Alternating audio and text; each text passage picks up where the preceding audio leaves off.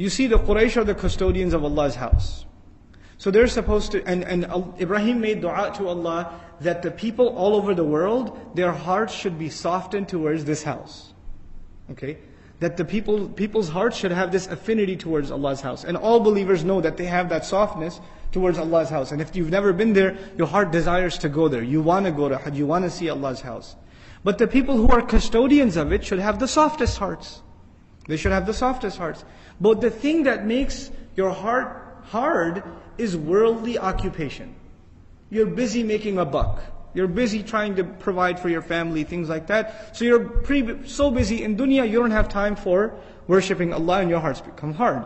So Allah makes their life so easy, they don't have to do anything that the other tribes have to do. The other tribes barely survive. So if these people were a starving nation, then they would only be worried about food and protecting themselves, and they wouldn't have any time to worship Allah properly. So Allah got rid of their other concerns and gave them economic prosperity. So their minds would not be occupied with that stuff. Now they can concentrate on worshipping Allah. You know, there are two kinds of people that have that amass good wealth. People that make good money and have good salary. You can do two things. Either if you have good salary, you can become even more engrossed in dunya. You have good money and you say, might as well go all out. Party, make my entire life a big party, right? And you're constantly looking to add more luxuries in your life and make more money out of the money you already have. Or you could say, man, I'm doing well. There's food on the table, there's a roof over my head, I'm doing well enough. So you know what I need to do? Now that my time is freed up from having to seek dunya, and Allah has provided me enough, I can take breaks and study Allah's deen and worship Him, and maybe take 10 days off and make i'tikaf in Ramadan. Because even if I don't make that extra bonus money, there's still enough in the house. We're doing okay. So I can take some extra time out. I can do some extra worship to Allah subhanahu wa ta'ala. And no one should do that more than the custodians of Allah's house, is the essential argument. You know, this came to mind. I don't mean to knock on physicians or anything, so don't take this personally if you're a physician.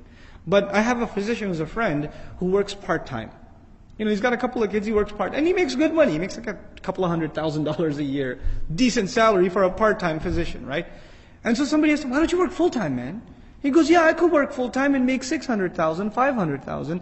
But I'm doing okay with $200,000. And I need the rest of the time to memorize Qur'an and to teach my kids and to spend time with them and to do things with them. So why should I, what am I going to make this money for? If Allah has given me enough and I can do better things with my time and spend my life in a more meaningful way, then why not? Allah didn't create me to make more money. He created me for another purpose. So if I can survive doing less and do more meaningful things, why not? What a beautiful answer. Because you know what I find? People who do make a lot of money, you know what ends up being sacrificed? The family. They don't get any time. You're too busy making the money. You're too busy going out and, doing the overtime, and then sacrificing the vacation. And by the time you come home, the kids are already asleep. But before you leave for work, they haven't even woken up and you're gone, so you don't see them. And you see them on weekends, but you're too tired because you've been working all week, so you don't get to play anything with them. Whenever they come to spend time with you, you say, go to your room. Didn't I buy you enough toys already with all that money I made? So go, you spend time with those toys, right? And these kids are completely distanced from you. They don't have anything to do with you except your money. And by the time they get older and they're independent, and then you have a little bit of time, you've retired, or you want to spend some time with them, and you say, talk to me, son, for a little bit. They say, I gotta go, Dad, I don't have time. What you did to them when they were little, they're doing to you when they get older, and you're shocked. And then you come to the Imam of the Masjid, brother, my son doesn't talk to me. I don't know what to do. My daughter doesn't even look at me. Every time I try to talk to them, say, I'm on the phone, I'm busy, I can't talk right now. Well, you bought him the phone.